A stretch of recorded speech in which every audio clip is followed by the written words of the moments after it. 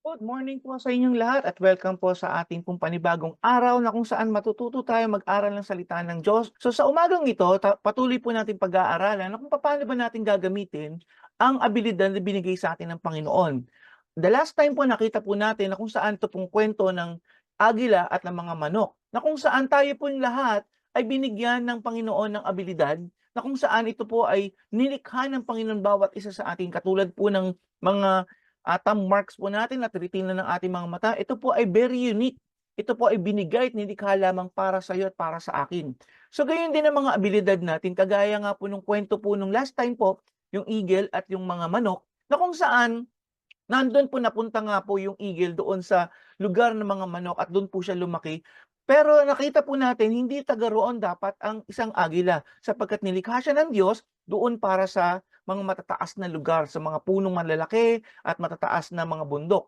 Pero nung siya ay po nalaglag papunta po doon sa lugar ng mga manok, doon po siya lumaki.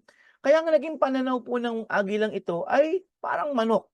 Ngayon meron nga pong dumating na bisita na kung saan 3 beses siya nag-attempt at dun sa pangatlong attempt po lang niya nakita ng agila na kung talagang sino siya. Sapagkat nagkaroon pa siya ng ibang perspective sa buhay. Nakita niya yung lawak ng himpapawid, yung lawak ng lugar na kung saan pwede pala siyang pumunta. So there's two things na nangyari po doon sa yung time na tinulungan po siya nung bisita na kung saan nakikita niya kasi yung kanyang kinalakihan. At hindi do'n nga po kahit anong push sa kanya nung bisitang yon ay hindi po niya makita kung ano po yung abilidad na binigay sa kanya ng Diyos. Pero purihin ang Panginoon, dun sa pangatlong attempt na yon nakita niya ay hindi pala siya manok. So do'n nagbago ang lahat ng pananaw nitong agilang ito. Gano'n din po sa atin bilang mga Kristiyano. Nung tayo po ay pinanganak sa mundong ito, ang akala po natin tayo po ay nilikha ng Panginoon na dito lamang sa isang ordinaryong klase ng pamumuhay. Pero alam niyo po ba, napakalaki ng plano ng Diyos sa ating lahat. At sa planong yan ng Panginoon na maaaring iilan lamang po sa atin ang nakaka-achieve o naaabot yung plano ng Panginoon. We are just like an eagle na kung saan nandun tayo sa manukan. Pero alam niyo po ba mga kasama, mga kapatid, lahat po tayo ay binigyan ng abilidad ng Panginoon higit pa sa akala po natin. Katulad nga po ng mga great scientists na nabanggit ko po, na kung saan ito po ay hindi aksidente. Sila po ay destined to do something great. Ganon din ikaw. Naniniwala ako na kung sino ka man nanonood sa akin ngayon, destined ka to do something great and for good para po sa kaluwalhatian ng Diyos. Ngayon, pag-usapan natin kung ano ba itong abilidad mo, ikaw makaka-discover niyan. Ano ba 'tong abilidad ko na puwede mong gamitin at papaano mo 'to gagamitin ng tama? Anything na abilidad mo kapatid, mga kasama, maliit man 'yan o malaki, ang kailangan natin dito, unahin muna natin i-honor si Lord. Para makita natin kung saan ba tayo patungo. Kasi alam niyo po, ang ating pong buhay nilikha nga po sa malaking bagay kaso ang na natin tayo po ay nandun sa manukan o sa normal na buhay na nagkakahig ng lupa. Pero alam niyo po ba na kung saan unang likha ng Panginoon, we are to have dominion over the earth. Do'n sa Genesis po 'yan. At makikita po ninyo kung wala, imagine ninyo kung wala ang kasalanan, ano na kaya ang meron ang sanlibutan ngayon? Ano kaya ang meron ang at original plan ng Panginoon sa mankind? So, I believe maganda po talaga. So, dahil nga po papunta tayo doon sa second coming ng Panginoon at do'n babaguhin ng Lord lahat ng sitwasyon ng mundong ito. So, sa ngayon, ito po ang tinuturo ng Panginoon sa atin, papaano ba natin gagamitin 'tong meron tayong abilidad ngayon? Okay, number one, kailangan niyo pong i-honor muna si Lord. 1 Corinthians 10:31 sabi dito, "Whatever you do, do it for the glory of God." So, ano man daw meron tayo ngayon, whatever you do, ano man ang ginagawa natin ngayon, gawin natin 'to para sa kaluwalhatian ng Diyos. Honor God. Ito po yung number one nating dapat gawin, i-honor natin ang Lord ano man ang ating ginagawa. Number two, kailangan nating matutunan mag-serve sa ibang tao. Hindi lamang po para sa sarili natin, para sa pamilya natin, I, me, myself, but also to do and to help others. Just like ito pong taong bisita, pumunta dun sa kaibigan niya o sa kakilala niyang merong manukan at nakita nga niya yung agila. Can you imagine, tinulungan niya yung agila na magkaroon ng bagong perspective. 3 times, kapatid.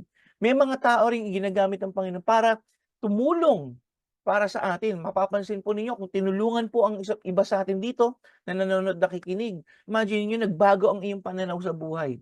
So ganyan din ang kailangan natin gawin. Tumulong tayo sa iba. Sabi ng 1 Peter 4:10, God has given each of you some special abilities. Ulitin ko po. God has given each of you some special abilities. May special ka na binigay ang Diyos sapagkat lahat ng tao ay hindi pantay-pantay.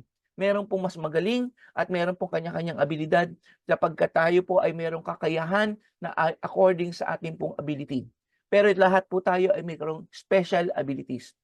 Sabi dito, be sure to use them to help each other.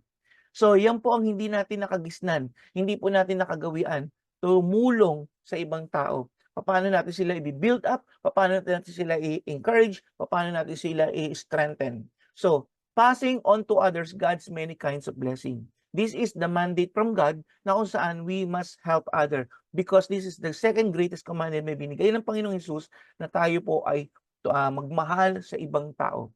Nobody is good of everything. Kailangan natin ng isa't isa. Nobody's expert of everything. Kailangan natin ng isa't isa. Wala pong taong nagsasabing, kaya kong gawin lahat. Jack of all trades, master of none. Wala pong ganyan talaga. Meron tayong abilidad na kayang-kaya natin gawin lahat. So maaaring ikaw, alam mo yung mga ginagawa mo, pero hindi mo talaga ito expert. May expert talaga po dyan. So, walang magsasabi na, I can do all things, na kaya kong gawin lahat. Yung abilidad po, I'm saying abilidad. Yung sinasabi po kasi ng Bible, I can do all things through Christ to strengthen me. Ibig sabihin, ano man po kaliit po yan, magagawa mo pa rin. Jack of all trades nga po. Pero wala kang master dyan. Ang sinasabi po natin dito, ay yung pong meron kang kakayahan talaga, expert ka doon. Naintindihan po ba natin yon? So lahat po tayo ay merong kakayahan. Halimbawa, kaya kong magluto ng konti, kaya kong maglaba, kaya kong mamalansya, meron akong mga bagay na kaya ko lahat. Pero hindi ako expert magluto, hindi ako expert maglaba, hindi ako expert mamalansya. So lahat po yan pwede natin gawin pero hindi ka expert po dyan. Because anything you can do for God's glory. Diba? Who give you strength and to do things. So, ganun din po yun dito. Sinasabi ng Panginoon dito, lahat po tayo dapat may expertise. Ano yung expertise mo? You can discover that. Doon ka mag-concentrate sa expertise mo, wag doon sa mga maliliit na bagay. Because yung malaking bagay na binigay sa ng Diyos, that is the special ability na kung saan you must develop it. So, what does it mean? Ano to? Para saan ba itong ginagawa na to? Ito po ay para tumulong tayo sa ibang tao po. Kagaya po ng abilidad ng pagda-drive ko po. Ako po ay nagpagyan ng Panginoon ng opportunity na matutong mag-drive at the age of 18 years old.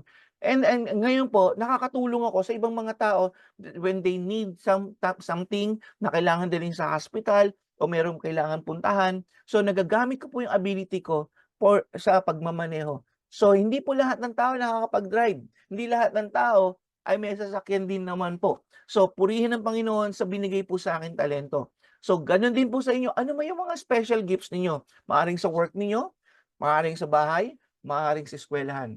So, the key to success, dalawang bagay po ang key to success. Build on your strength so that your weakness become irrelevant.